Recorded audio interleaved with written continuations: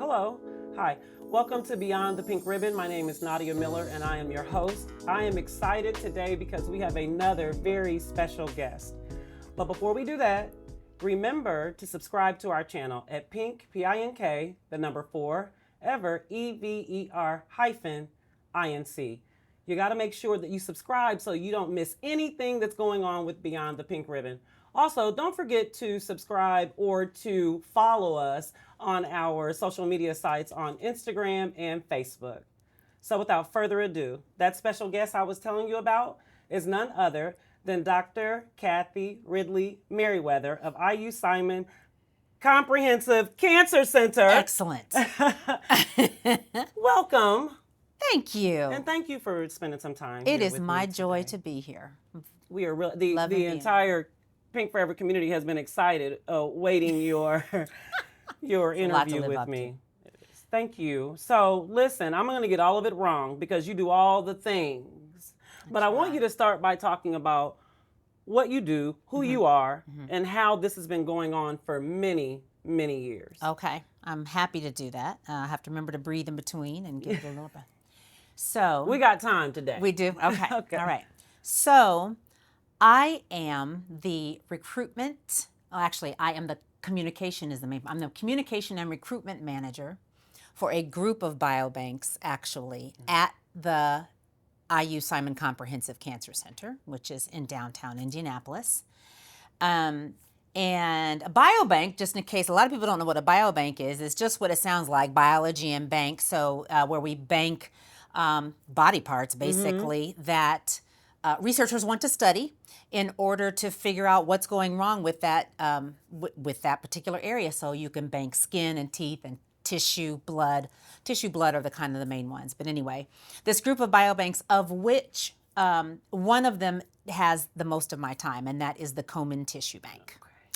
And the Komen Tissue Bank is the only biobank in the world that collects healthy breast tissue from people with no signs of breast cancer to be used as normal controls in breast cancer research. So I want you to say that again for the people. I will. In the back. Listen up, family. The Komen Tissue Bank is the only biobank in the world that does what we do. And we collect from people with no signs of breast cancer who come of their own volition because they understand the importance of participating in research.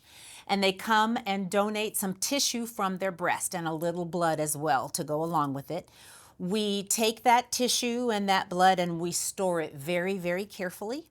We ask the person for some medical history so that the researcher that ends up with it receiving it from us knows a lot about the person that so generously gave of this tissue.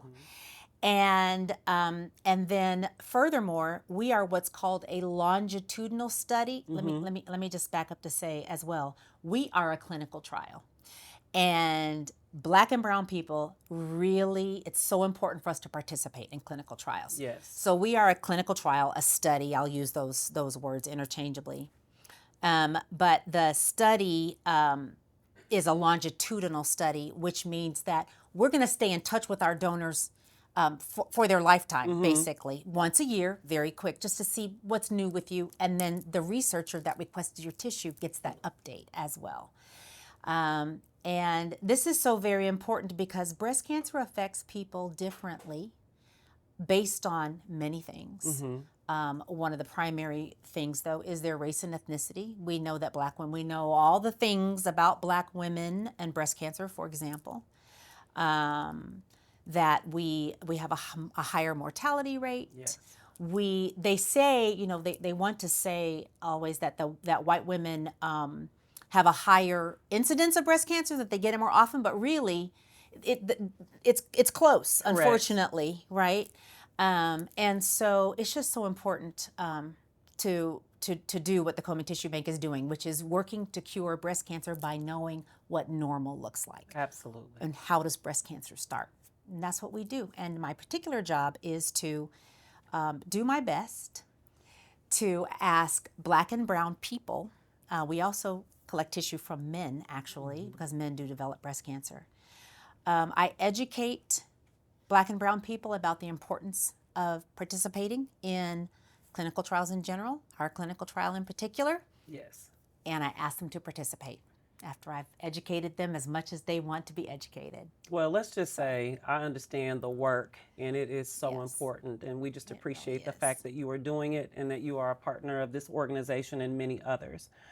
I wanted to dive in a little bit more because I think it's important that the community really truly understands the significance when they see the Komen Tissue Bank or there is a collection going on. Why the collection is important to interventions when it comes to breast health or breast cancer diagnoses. Why is it important to have healthy tissue? Yes.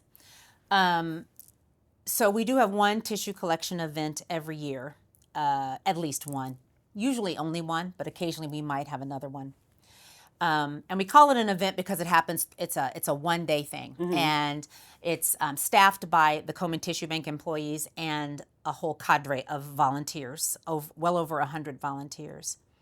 And the importance is based in the fact that we don't know how and why breast cancer starts in the ways that it starts in the different people in which it occurs or develops, right? And the only way that we are going to know that is to know more about how and why the tissue becomes cancerous in the first place.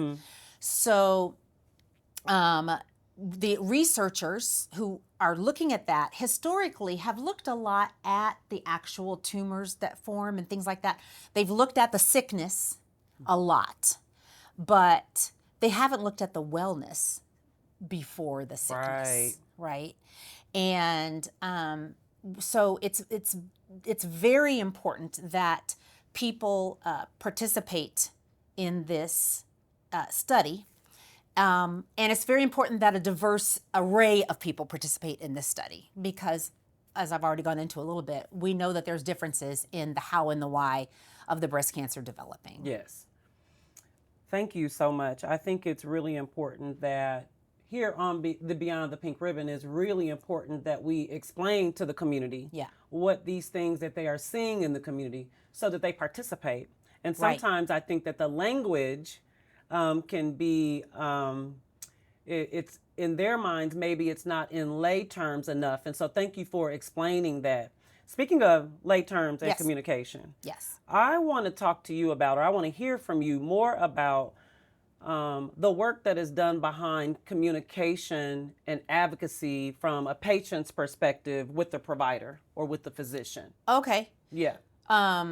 Yes. And why the work is because of the disparity. And the work is because of the disparity. Yes, ma'am.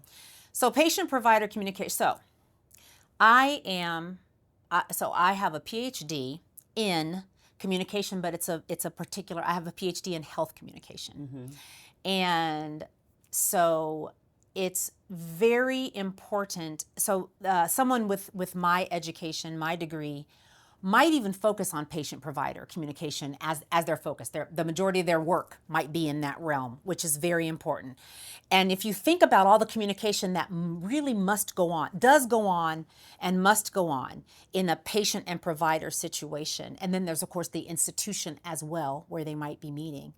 But the how the provider talks to the patient is important. How the patient talks to the provider is important. How they listen to each other. So the provider could be an amazing communicator, but the patient is not prepared to really listen and know and understand. And that makes sense because depending on where you are in this journey, you might have just been hit in the head with a wallop. And so the provider needs to understand that. And understand that you may not hear everything after you have breast cancer might be Charlie Brown's teacher, right? And so the provider needs to understand that and understand that that the communication coming from them has to account for that. The patient needs to understand that the provider can't read their mind, and that they have to be prepared to go into an appointment with, this appointment, you're not, it's not like you woke up today and, I'm going to the doctor and you don't know. You know that you're going, and especially if this is post-diagnosis and it's a follow-up appointment, you need to be prepared. You need to have your questions written down. You need to go in ready to learn and ready to understand. Bring somebody with you, whatever tools that you need.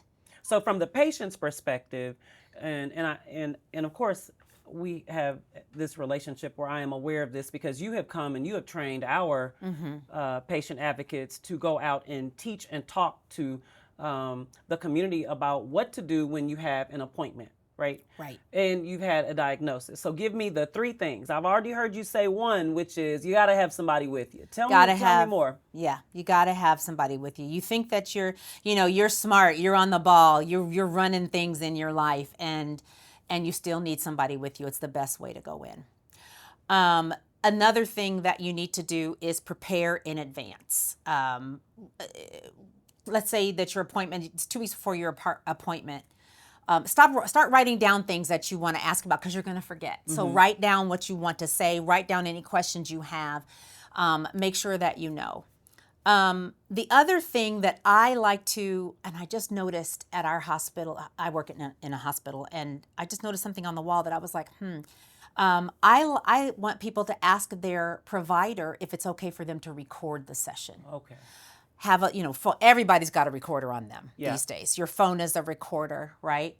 And So they can play that back. They can play that back. So if you were hearing the wah wah wah, you've got it to play back. I noticed in our hospital a sign that said that there was no recording allowed, and I'm kind of confused by that. And I think it's because they want to catch people in I don't know what it's about, but I'm still going to ask my provider if I can. Yeah. So your suggestion is to ask. The only thing they can say is no. The only thing they can say is no. But to ask. The only thing they can say is no, and so I would ask about that.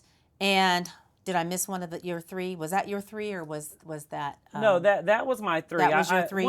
It's important. I think it's okay to tell, hey, family, this is who they are in the community. It's really okay to empower folks to go to their appointment as if they're going to have an appointment. Yes. Right? Yes. The same way we love to get our hair and nails, right? And we prepare for that. What color am I going to get? What are my lashes going to look like? Right. The same thing should happen when we prepare to go. Yes. So the other thing that I wanted to talk to you about and really wanted to hear your thoughts on is there is a lot of work being done in Indianapolis around advocacy and prevention. But what are you still seeing where there is this gap between the patient and the provider after not only diagnosis, but just your wellness check? Where do you seeing are the gaps by the data or the individuals you talk to in the community? Okay, so one thing from the provider that I would like to see improved. So I'm a health communication scholar. And it's communication with no S. It's the whole idea and theory of communication, right? We work with theory a lot. In fact, when we publish and write our papers and everything, it's usually structured by a theory. There is a theory called the curse of knowledge. Okay. Right?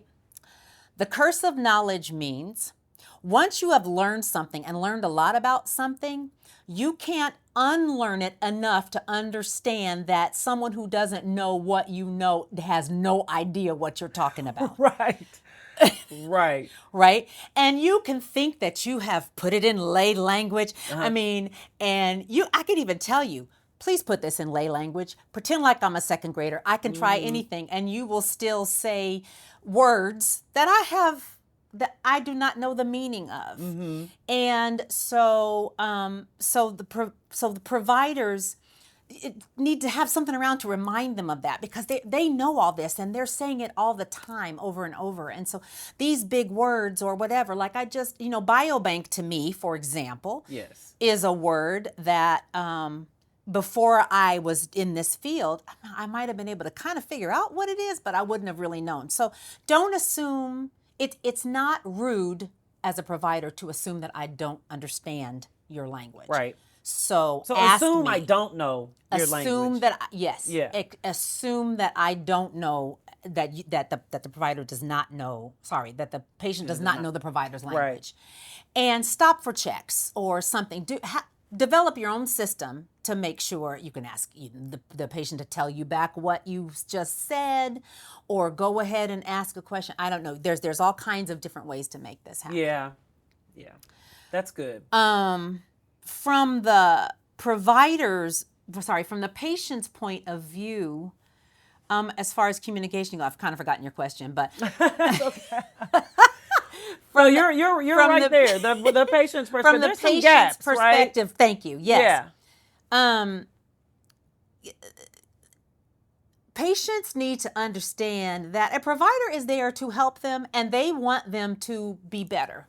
Providers, I didn't become a physician because I wanted to make you sick. I mean, I might not have it all together. I might not be the best of communicators, but as the provider, but please understand that in general, I'm here to help you, and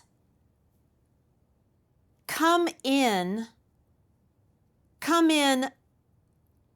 wanting to believe me and to understand what I'm saying. Yes. Dr. Google is not the expert in the room. Dr. Google is not the expert. There's some scary stuff out there. Now, should you educate? Should you review first? Absolutely. I'm not saying don't go on the internet. It's a tool. It can be a really, really valuable tool. But do some work to learn what sites you should be on.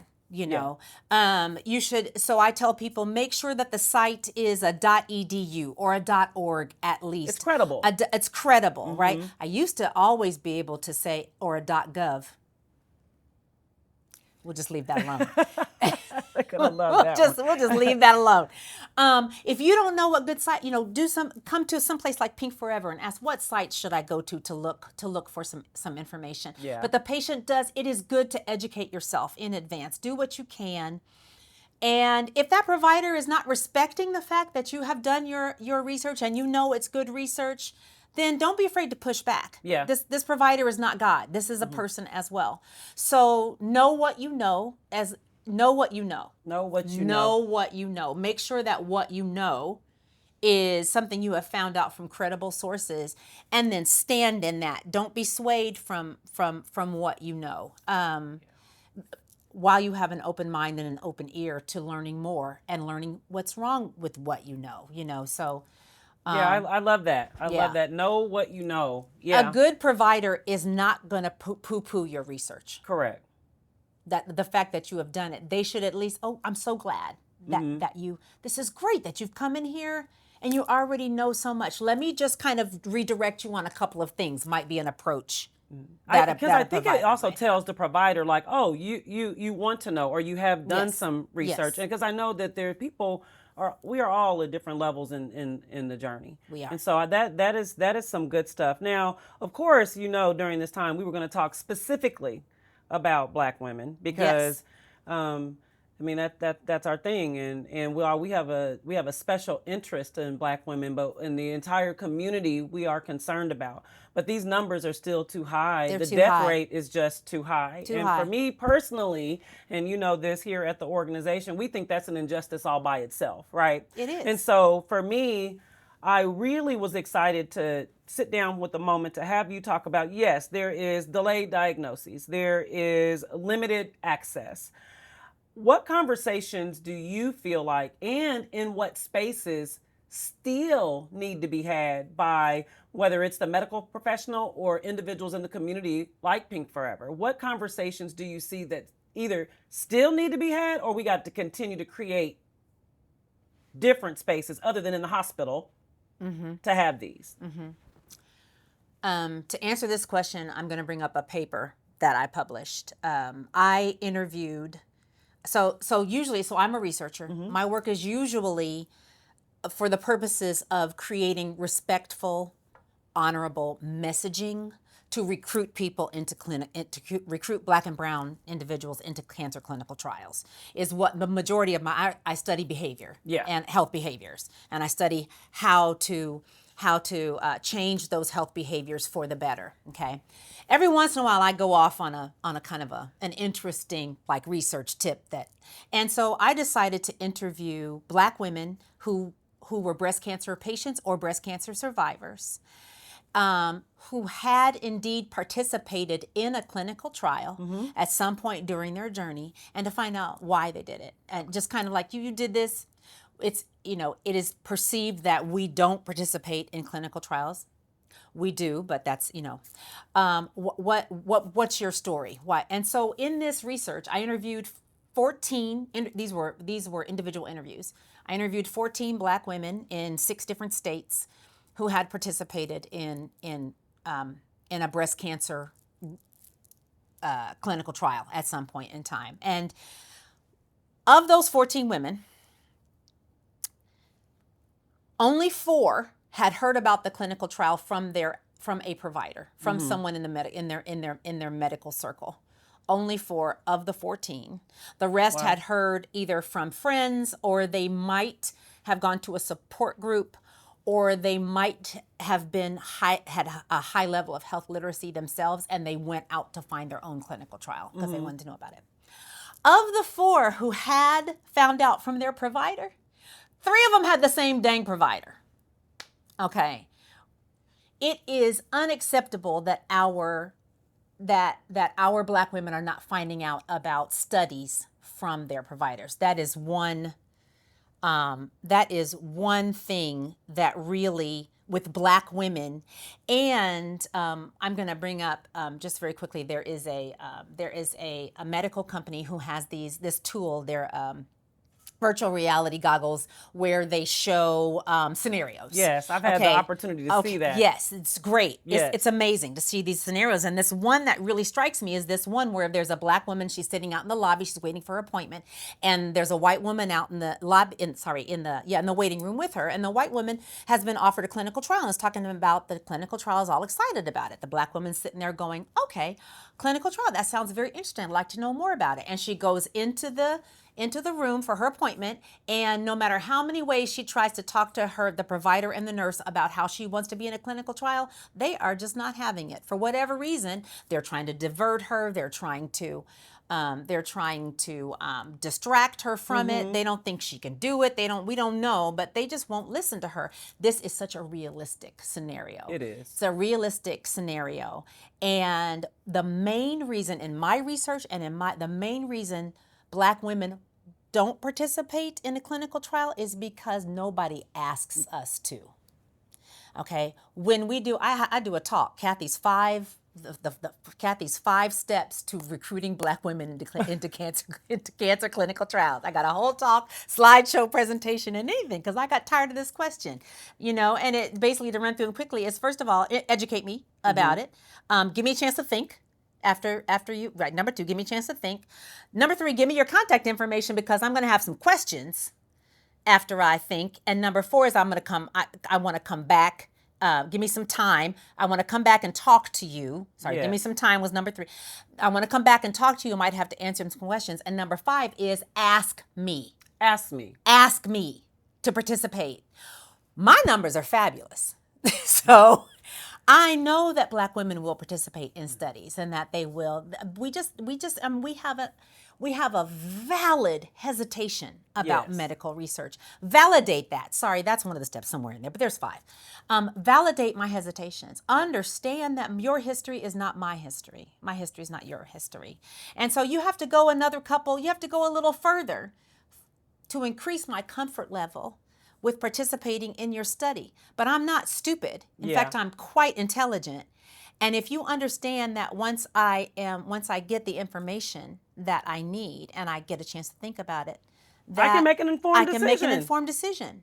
And that informed decision might well be to participate in the study. Absolutely. Again, I have no idea if I've answered your question. No, you have. You have answered the question, because these are the conversations that need to be had. I also want, again, this is the community, this is our family. Yes. I think for us here, we really want the community to understand it's okay to ask questions. It really is. It's okay to misunderstand, but then to seek Yes. information, and then it's okay if you're not satisfied with the information that you have gotten. And I think that this platform today with you here, again, I hope that somebody watching understands that it is okay that you want more information. It's okay for you to say that wasn't enough. Right. Yeah. Right. And not to feel as if you will be pushed aside because of that. And then there's organizations, shameless plug, like Pink Forever, and others Pink that are Forever is here amazing. that have partners to make sure to ensure, because again, we're talking about disparity rate. We're talking Yes. about death We rate. are. We're talking about why our numbers as Black women look the way that they do. And these are some great examples. And so, and in thank order you. for those numbers to lessen, we have got to participate in the research. One of the main reasons that, well, I don't know, a reason may be, we can't say definite things in this realm. A reason may well be and likely is that the reason we have not been part of the research, right? That's not our fault. That's not our fault. I'm not blaming us, but we're not part of the research, and that's why we have all the evidence that the treatments don't work as well on us. The treatments might work as well, but they make us so sick. Right. That the provider who wants to care for us might lessen the dose. And it's like, well, but the research shows that that's the dose we need, but if we're too sick to work, if we're too sick to do anything, we might not be able to get the full treatment. And so it's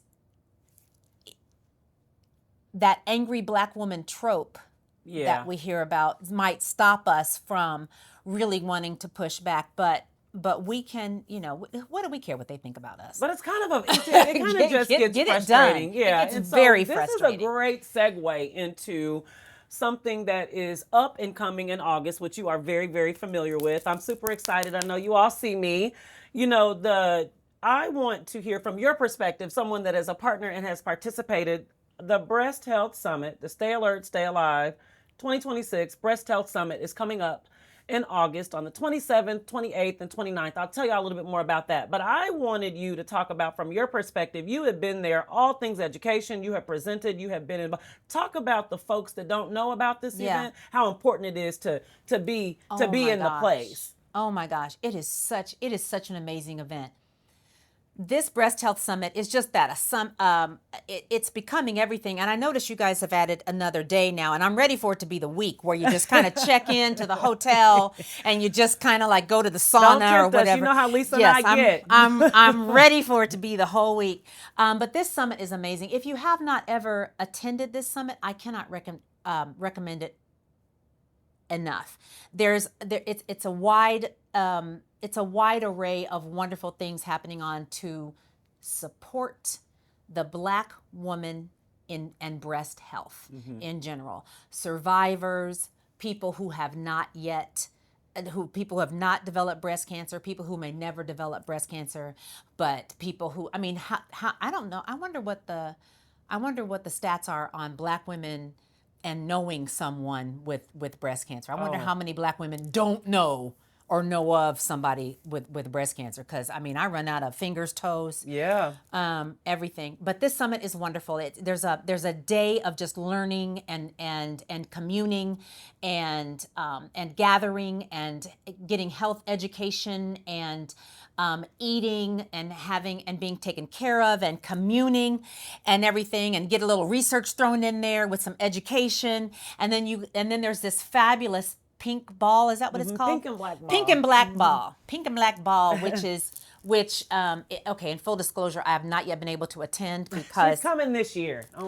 because conflicts or whatever. But I know how they put on the summit part of it. So I know the ball is just amazing, and and any opportunity where Black women get together in a safe space and talk and have real talk with each other and real experiences with each other is a great thing. And I'm so excited that you guys do this. It's just amazing. We love to come. Komen Tissue Bank always has a table there.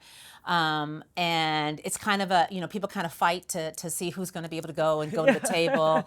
And so Allison, my main right hand at work, she has these little segments, hour and a half, okay, so she can let people have the opportunity. But it's just great. Thank you for doing it. No, it's awesome. Thank you for just being a participant and a partner. I will say, for the summit, it has expanded this year. So we're going to start on the 27th on Thursday. Tell us what's new about the summit. What's new? We got all kind of goodies. But on Thursday night, we're going to start with that, which, let me preface this by saying, Thursday night, it is free, and it is for